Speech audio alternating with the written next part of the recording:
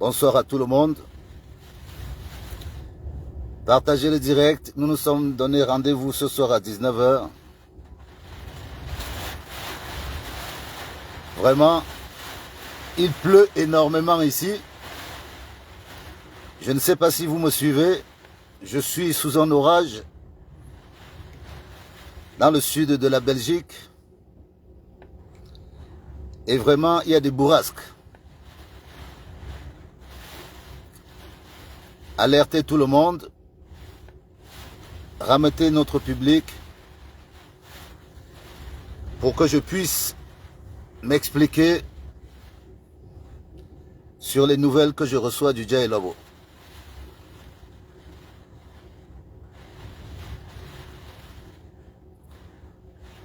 On m'annonce que la connexion est lente.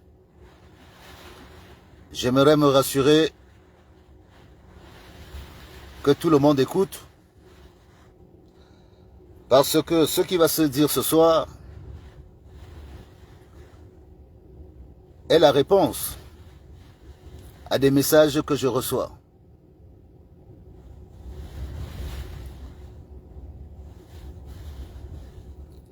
Je vais profiter de répondre à certaines personnes parce que je reçois des messages de partout. Il y a des gens qui me demandent pourquoi c'est maintenant que je prends la parole. À cela, je vais dire les choses très simplement. Des fois, il ne sert à rien de parler si on n'est pas sûr d'être écouté. Vraiment, vous allez constater que même mon engin bouge de partout. Je suis sous des vents très violents. Il pleut énormément dehors. Donc, on va faire avec. Donc, ceux qui me demandent pourquoi c'est aujourd'hui que je m'exprime, je leur dis tout simplement que par respect, on ne prend pas la parole si ce qu'on va dire ne va pas être entendu, ne va pas être compris. On s'arrange toujours à prendre la parole quand on est sûr que derrière, on sera compris. J'aimerais aussi m'adresser aux responsables politiques. Parce que je constate une certaine agitation. J'ai envie de dire aux responsables politiques que nous sommes de la société civile. Et le travail que nous faisons est une sensibilisation d'opinion qui s'adresse à la société civile. L'agenda politique est établi en fonction des objectifs que les politiques attendent. Donc, l'élection de 2025 va arriver. Le moment de la campagne électorale va arriver. Je ne veux pas que certains responsables politiques se disent que ce que je dis aujourd'hui, ils ont dit la même chose hier et ils n'étaient pas écoutés. Ça s'appelle de la stratégie de communication. Moi, je ne suis pas un professionnel de la politique. Mais je tiens à dire que ceux qui disent qu'ils ont dit ce que je dis, mais ils n'ont pas été écoutés, qu'ils ont sûrement mal choisi le temps, ou ils ont mal choisi les mots par rapport au temps où ils parlaient. En politique, c'est très dur. Et pour ce qu'on a vu dans d'autres pays, il ne faut jamais être sûr qu'on va gagner. Moi, je ne veux pas donner l'impression aux gens que je travaille pour un parti politique parce que je ne travaille pas pour un parti politique. Je le dis depuis le départ, que je ne suis pas encarté. Je suis sympathisant du RDPC parce que le RDPC, c'est la transformation de l'UNC. C'est le seul parti au Cameroun qui a un maillage dans tout le pays. Donc, moi aussi, j'appartiens au pays. C'est normal que je puisse être au moins sympathisant. Mais je ne parle pas pour le RDPC. Le moment venu, nous choisirons. Les responsables politiques vont faire campagne, même si à ce moment-là, ils utilisent les arguments que j'utilise, je ne vais pas les en vouloir. Mais quand ils viennent parler, au même moment que nous, qui sommes dans la société civile, je ne sais pas s'ils se rendent eux-mêmes compte qu'ils sont en train de brouiller leur message. Parce que certains peuvent appeler ça de la récupération. Et quand on regarde bien, ici en France, tout le monde donnait François Fillon vainqueur. François Fillon a été dégommé quelques mois avant d'arriver. Beaucoup ont dit que Alain Juppé était le président d'office en France. On a vu ce que ça a donné. Donc, ce qu'on demande aux responsables politiques aujourd'hui, c'est de s'entendre déjà sur la démarche qu'ils ont à faire par rapport au consensus électoral. C'est ça leur travail. Ils ne doivent pas venir s'impliquer dans ce que nous on fait aujourd'hui. Parce que nous, on est de la société civile. Moi, je me considère comme tel. J'avais besoin d'éclairer cet aspect de la communication parce que beaucoup viennent s'embrouiller en utilisant des sujets et ils créent la confrontation alors qu'on n'est même pas encore en campagne politique. Ce n'est pas la campagne électorale. C'est une campagne de sensibilisation, de désacralisation. Parce que nous estimons que les gens n'arrivent pas à faire le choix parce qu'ils ne savent même pas qui ils ont en face. C'est ça notre travail. Donc, c'était juste une petite mise au point. Après, je n'interdis personne de parler. Mais j'ai bien peur que les déceptions soient grandes. Au moment où il va falloir choisir, ce sont les Camerounais qui vont décider. Moi, je ne suis rien. Ce sont les Camerounais. Et je choisirai celui qui a le meilleur programme au moment opportun où il va décider de dire que bon, j'ai ma candidature validée, je peux partir. Et voici mon programme. Moi, je compare les programmes. Je suis un vieux lecteur de projets et de programmes. Je saurais que ce programme-ci correspond à l'état actuel du Cameroun. Donc, ne venez pas faire les combats de coq de partis politiques sur la page. Si vous voulez vous réjouir que vos propos sont repris, attendez le moment de la campagne électorale pour aller convaincre les Camerounais. C'est de ça qu'il s'agit. Mais venir s'engouffrer dans un débat de la société civile pourrait ressembler à une forme d'acharnement qui pourrait même baisser la statue de celui qui prétend vouloir gérer le peuple. Nous sommes sur un virage très dangereux. Ce n'est pas une histoire de vengeance. C'est une histoire de remettre notre pays sur les rails pour que tous les enfants du pays se ressentent comme appartenant à notre pays. C'est de ça qu'il s'agit. Maintenant, le vif du sujet qui m'amène ce soir, c'est que j'ai souvent dit que je ne suis pas un acteur politique, mais la vérité c'est que tout le monde fait la politique. Il n'y a personne qui ne fait pas la politique. À partir du moment où on mange, à partir du moment où on voyage, tout ce qu'on fait dans la vie est politique. Mais il y a des gens qui ne vivent pas grâce à la politique. Moi, j'en fais partie. Je n'ai jamais mangé l'argent et je ne suis pas embauché par un parti politique. C'est ça qui est la vérité.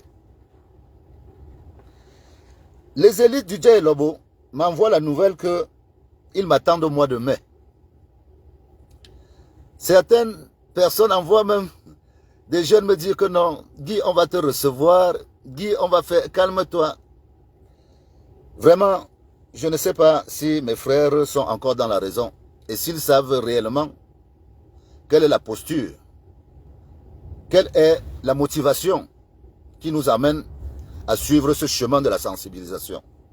Je ne veux pas être reçu à titre personnel, ça ne m'intéresse pas. Ce n'est pas ça mon combat.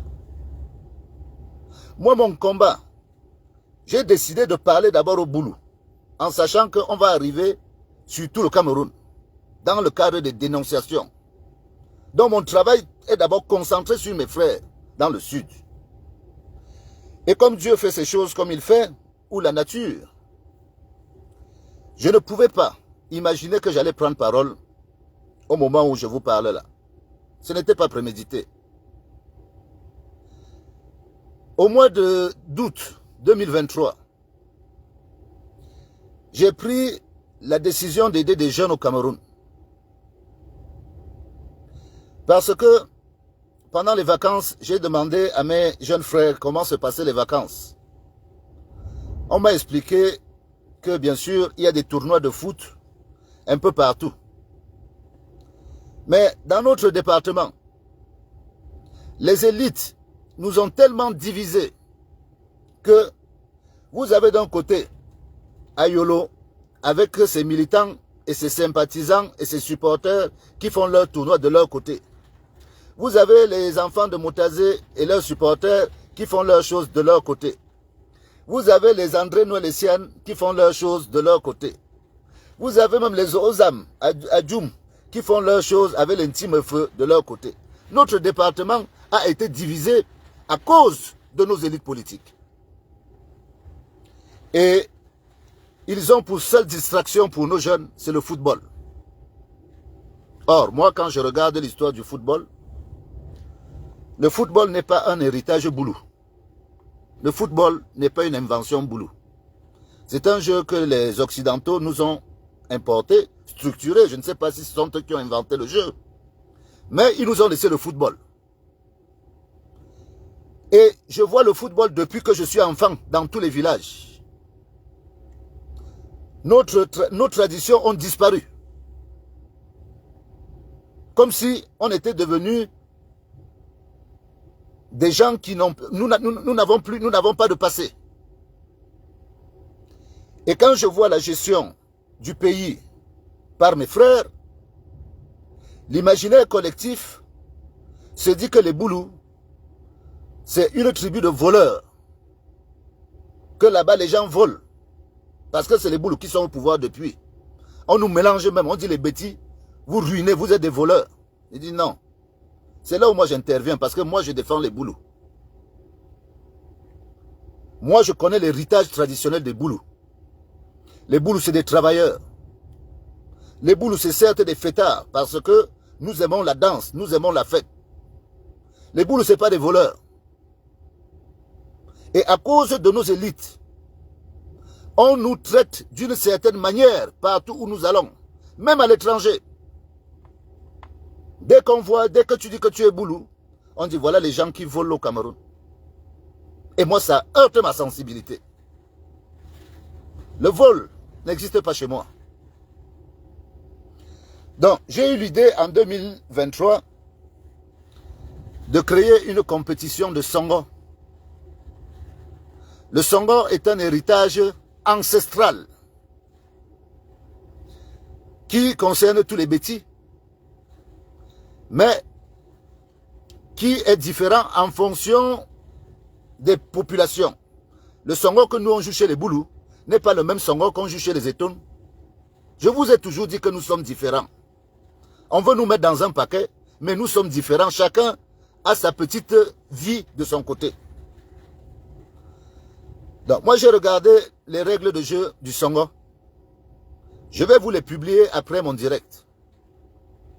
Pour vous parler, pour vous montrer qui sont les Boulous. Qui nous sommes. En 40 ans, on ne peut pas changer notre vie. Parce que notre vie est millénaire. Et le Songo est un témoignage de l'histoire des Boulous et des Bêtis en général. J'ai décidé d'aider des jeunes avec mon argent. Je paye des jeunes au Cameroun. Pour ceux qui demandent ce que je fais. Rien que pour cette compétition, j'ai déjà mis des millions.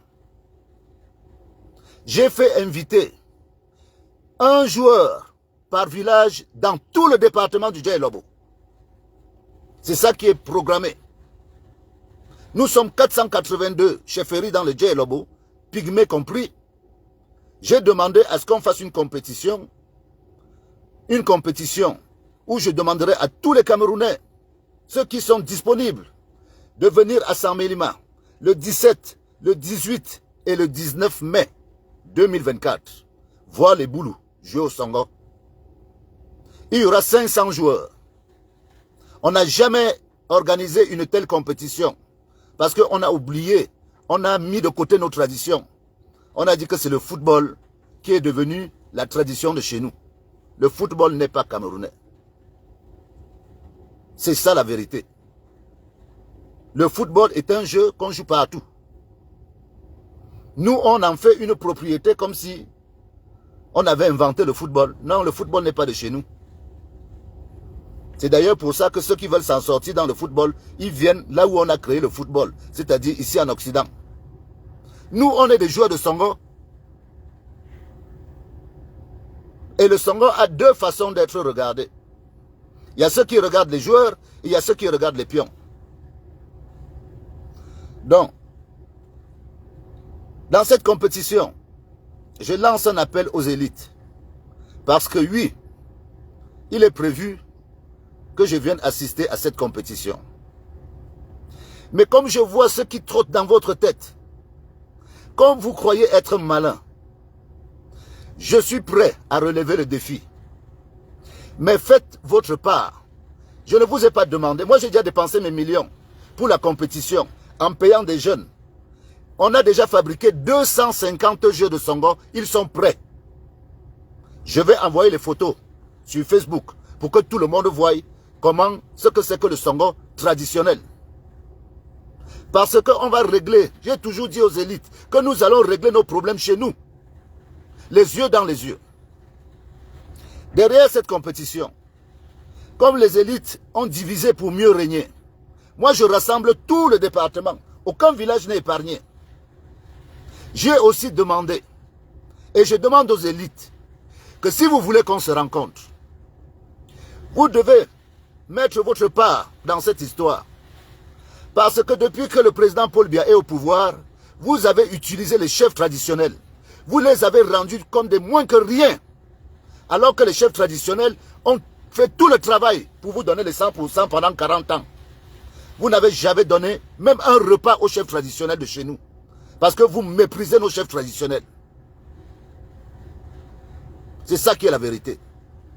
Donc, cette association qui concerne des jeunes de là-bas va être chargée de vous envoyer à tous une feuille pour que chacun participe pour donner le repas au chef. Et comme ça, vous allez venir demander pardon au chef pour le sale travail que vous avez fait, pour le mauvais travail. À ce moment-là, je vais apparaître et on pourra discuter. Vous ne pouvez pas me prendre comme un enfant. Je ne suis pas votre enfant. C'est fini. Donnez à manger au chef traditionnel du Djé Lobo. Qu'ils viennent là, qu'ils mangent. Parce qu'ils ont travaillé pour vous. Vous les faites asseoir par terre quand vous arrivez. Des petits fonctionnaires. Vous méprisez nos chefs. Je ne suis pas d'accord avec vous. Moi, je suis un petit-fils de chef. Et je ne vais pas m'asseoir par terre parce que j'attends un poisson. Ou parce que j'attends une assiette de riz. C'est à ça que vous avez réduit nos chefs. Donc, moi j'ai pensé. Je ne vous ai rien demandé. Quand j'ai commencé à programmer cette compétition, j'ai dit je paye avec mon salaire. Je suis à plus de 2 millions. Nous avons toutes les autorisations. Ne cherchez plus les autorisations. Nous avons l'autorisation du sous-préfet, du préfet. Nous avons déjà toutes les autorisations. Si vous êtes loyal, on va se retrouver à Saint-Mélima pendant cette date et on va discuter. Je n'ai pas peur de vous. Mais ne croyez pas que vous allez m'attirer parce que vous croyez que je suis une abeille qui cherche du miel. Non, non, non. Je ne descends pas comme ça. Je ne suis pas un embrouillé. Je sais ce que je risque si je descends.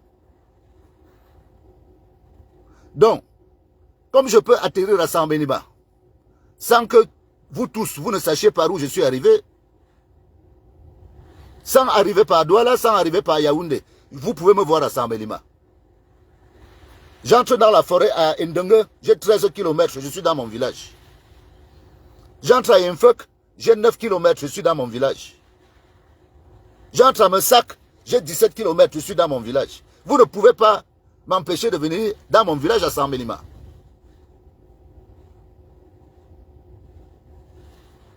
Mais je tenais à vous dire ça ce soir. Pour que vous essayez d'élever le niveau. Parce que je suis sérieux dans ce que je fais. J'essaye d'être sérieux dans ce que je fais. Donc, j'invite les élites à faire ce qu'il faut. Celui qui fera un faux pas manifestera la lâcheté de ne pas me rencontrer. Si vous voulez me rencontrer, préparez le repas des chefs traditionnels du Djay Lobo. Moi, je ne vous demande rien. Les jeunes ont des comptes là-bas. C'est eux qui gèrent tout. Ils vont s'occuper de tout. Donnez-leur juste les moyens de trouver un repas pour les chefs. Si vous faites comme d'habitude, parce que vous avez le pouvoir de dire que vous allez bloquer, tout le Djay Lobo sera au courant que c'est vous qui bloquez. Vous allez me donner raison en faisant des embrouilles. Moi, je n'attends rien. Je veux que les gens du Djay Lobo se retrouvent. Je n'attends rien. Et je ne vous ai rien demandé. Un jeu de Songo traditionnel vaut au moins 10 000 francs. J'ai fait 250 jeux. Ils sont là. Vous-même, vous savez tout ce qu'il faut pour avoir des autorisations. J'ai tout réglé. Je n'ai jamais rien demandé à personne. Vous n'allez pas mépriser notre peuple éternellement. Si vous voulez qu'on puisse considérer le pardon, pour qu'on puisse se regarder dans les yeux, vous savez ce qu'il faut faire. Mais moi, Guy Monovix, en même temps je n'ai pas peur, mais en même temps je ne suis pas un embrouillé. Donc ce message s'adresse aux élites du Sud, aux élites du Djay Lobo. L'association de compétition de Songo est une association qui concerne tous les Fangbetis jusqu'en Guinée équatoriale et au Gabon. Les jeunes qui portent cette responsabilité pourront, après la première édition qui se passera au Djay Lobo, aller continuer à faire leur compétition ailleurs, même ici en Europe. Il y a des gens qui veulent apprendre, qui veulent jouer au Songo, qui ont la nostalgie. Et bien sûr, il y a ces Camerounais qui ne connaissent pas les boulous. Pour tous ceux qui ne connaissent pas les boulous, je vais vous mettre les règles de Songo qui n'ont pas été écrites par moi, qui ont été écrites par un éminent professeur camerounais. Et le Songo est notre héritage traditionnel qu'on a jeté à la poubelle au profit des choses qui viennent d'ailleurs. Et moi, si je viens au Cameroun, c'est pour être Camerounais. Si je suis né au Cameroun, c'est que la vie a décidé que je suis Camerounais. Si ma mère est camerounaise, c'est pour que je puisse être Camerounais. Et si j'ai été élevé par un chef traditionnel qui me mettait à côté de lui, à chaque fois qu'il y avait à juger quelque chose, j'ai toujours été à côté de mon grand-père. Moi, j'ai dit au revoir à mon grand-père. C'est pour ça que tout le monde ne dort pas dans la chambre du chef comme ça. Tous ceux qui ont acheté des chefferies sont des coquilles vides. Nos chefferies ont été gagnées sur le sang, sur le secret. Et ces secrets-là se transmettent de génération en génération. On n'apprend pas ça à l'université. Et une fois qu'on vous a dit, vous gardez. Et vous allez transmettre à quelqu'un d'autre. C'est comme ça que ça s'est toujours passé. Donc moi je défends les boulous. Je défends les boulous. Et je mettrai ma tête pour les boulous. Vous n'allez pas nous souiller comme ça. Vous n'allez pas continuer à nous suivre comme ça.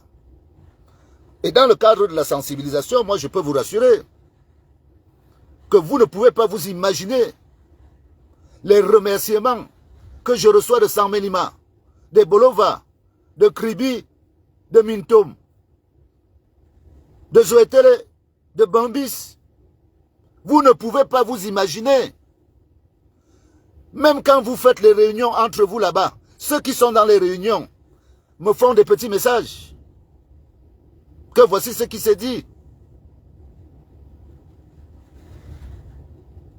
Donc, ceux qu'on a envoyés me dire que on va me recevoir, doivent aller dire aux autres que, à ceux qui ont dit que le moment où je demandais à être reçu est passé. Moi, je suis pour le changement. C'est de ça qu'il s'agit. Je suis pour le changement. Et je ne suis pas là pour dire que c'est tel qui doit prendre. Non, ce n'est pas mon travail. Au moment opportun, on verra. Et on ne va pas dire que je n'ai pas eu de poste, c'est pour ça que je veux un poste. Je n'ai jamais demandé de poste à personne. Dernièrement, chez moi, on m'a dit, est-ce que tu ne veux pas devenir conseiller municipal? J'ai dit que je ne peux pas prendre un poste qui va diviser mon village. Parce que je sais qu'il y a des enfants ici qui veulent devenir président de section, même des grandes personnes. Ça leur donne souvent 100 000. Moi, ça ne m'intéresse pas. Je ne suis pas à la course d'un poste. Je veux tout simplement pouvoir arriver au Cameroun après la transition et marcher librement, fièrement, être heureux de revenir chez moi. Pas de vivre dans des couloirs ethniques, être obligé de vivre seulement avec les boulous. Parce que on est devenus les ennemis des tels. Moi, je ne suis ennemi avec personne. Tous les Camerounais, pour moi, ont la même valeur. Bien sûr, j'ai ma famille. Bien sûr, j'ai ma ville. J'ai ma région. Nous avons notre héritage. Je ne le nie pas. Je ne peux pas arriver à l'Est. Je me mets à couper un arbre sans demander aux gens de l'Est que est-ce que je peux. Voilà. Donc, c'est pareil quand je suis au sud. Si quelqu'un met les pieds dans ma forêt, dans la forêt que mes grands-parents ont laissée, vous avez eu écho, il y a de cela quelques années, où des gens sont arrivés dans la forêt de mes ancêtres. Ils ont coupé du bois. Vous avez oublié. J'ai appelé le ministre des Forêts. Qu'est-ce qui est arrivé à ces gens-là? On ne les a pas tous arrêtés. Ceux qui gueulaient. Alors que j'ai passé 2 semaines à prévenir tout le monde. Qu'on demande à ces gens de sortir. Ils ne sont pas sortis. Quand l'affaire a pété, ce ne sont pas eux qui sont venus me supplier. Est-ce que j'ai voulu leur faire du mal? Malgré que j'ai fait saisir tous les engins qu'il y avait là. Je pouvais très bien envoyer ces engins à la compagnie à Ebolova. Qu'est-ce que j'avais à foutre?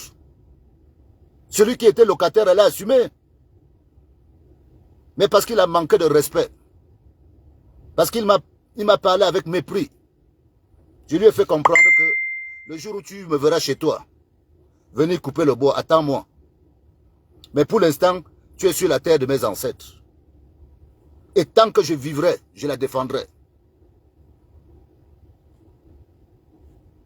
C'est comme ça. Donc je suis fatigué de voir cette image que les hommes politiques ont fait sur nous. Et c'est mon combat personnel. Quand j'aurai fini avec le Djai Lobo, avec le Sud en général, je vous assure que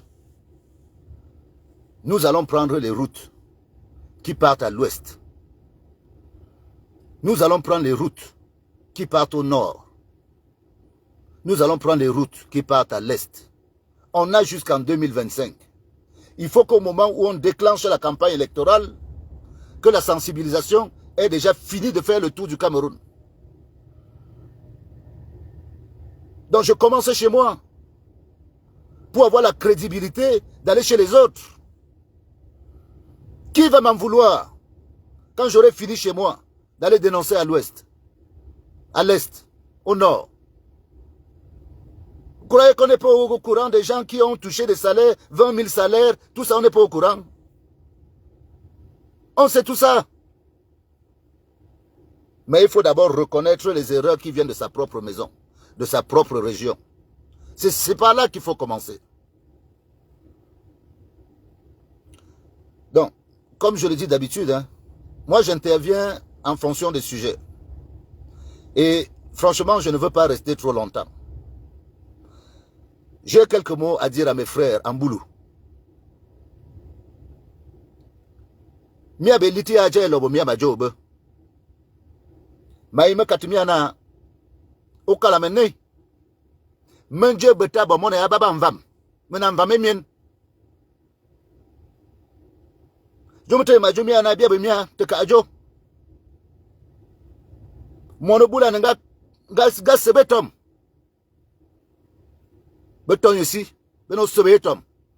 Mi samle abia. Mi samle fobia à l'autre. Ngebia kobo minga won. Enyu binga konyo na ngeboko. Mi ayana ka tebe mi jona gi abere. Minga atane fo aval mi jole. Mi tre ke fombo mi bien. Amu mi ka samle bin kukuma ya je lobo. Ya sud as. Mi ka toy min kukuma atia. Amuna mi ave bibitun because. Mi ne beza. Katanema avant la mienne politique, mi mbebeza au sud. Mengaye mebe la tekoto. Mi kukuma. Mengaye bivot. Sa mi jo ibia. Mi ajo yeke bia. Mi kusa ke mi kopta jo mi kopta na metingena mutakoso akoso tu mankenye na monton kukuma amane ke vemone. Benjo bomi kukuma. Amun kukuma na boom. Mi ba ke miss mon kukuma. Saka mutakaja mono fofonya na ton kukuma an be ya basokos. Mi asamle bi antete abimidi bi ngabo mi aje. Min kukuma. Be man mi ave vote. Min bu mo manin. Bejo be tamelam na zana kiza abi kan voter. Mi nga vet mi va beje. Ntal mi abu anu jomote mi va mi kukuma jay.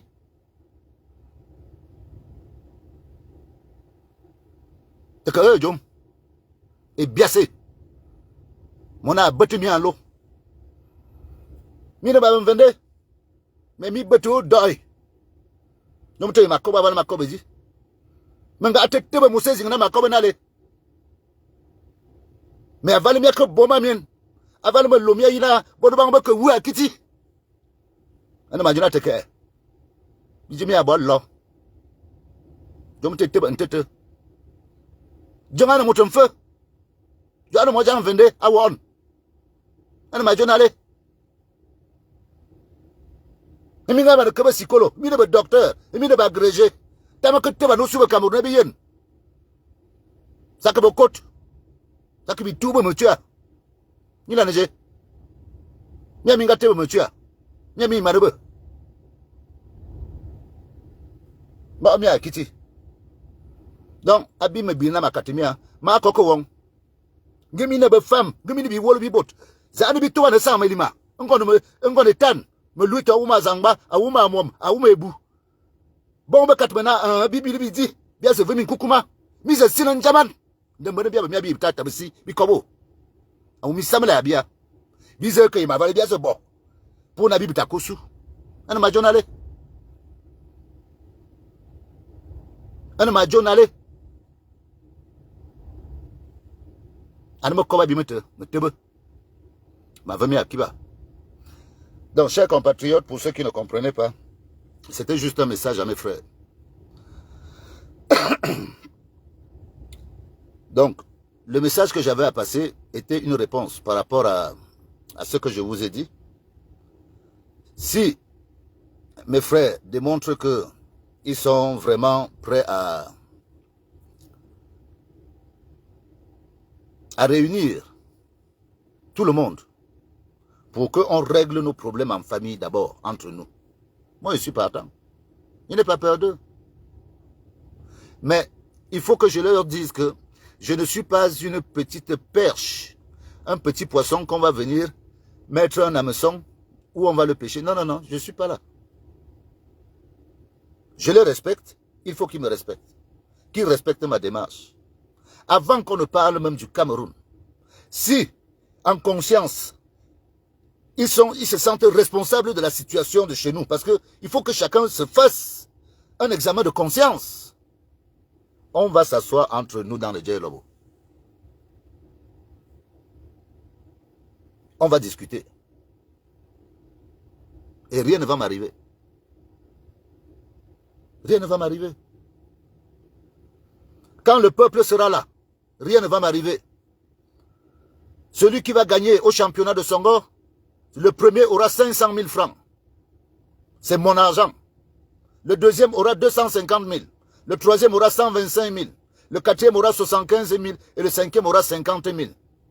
Moi, je fais la promotion des jeux traditionnels. C'est ça que je fais. Et je sais que dans chaque village, il y a des joueurs de Songo. Ce n'est pas à l'université qu'on apprend ça. Donc, comme je connais mes frères, quand ils sauront que il y a un prétendant qui va venir concourir pour 500 000, moi je vous dis que Bakassi va revivre à Saint-Mélima le jour-là. Les gens vont venir des villages par dizaines. Camerounais, venez tous. Venez à Saint-Mélima, on sera ensemble. Venez voir qui sont les boulous. Au lieu de juger les boulous que vous voyez là-bas à Yaoundé.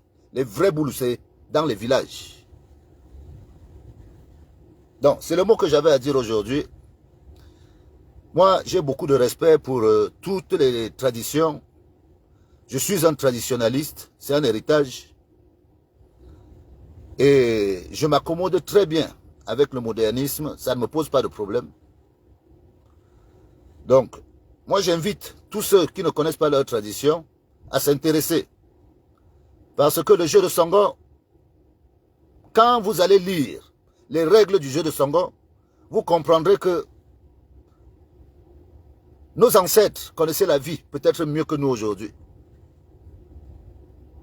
Mais on ne veut pas mettre nos choses en valeur. J'encourage des enfants qui sortent d'université, qui n'ont pas de travail. Grâce à moi, quelqu'un peut avoir à la fin du mois 100 000, 150 000. Oui, c'est ma part là-bas. Et je suis à des millions d'investis, sans contrepartie. Sans contrepartie.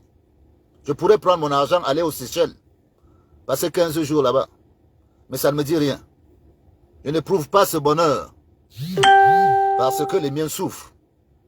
Donc je partage avec eux ce que j'ai. Donc, moi je vous remercie.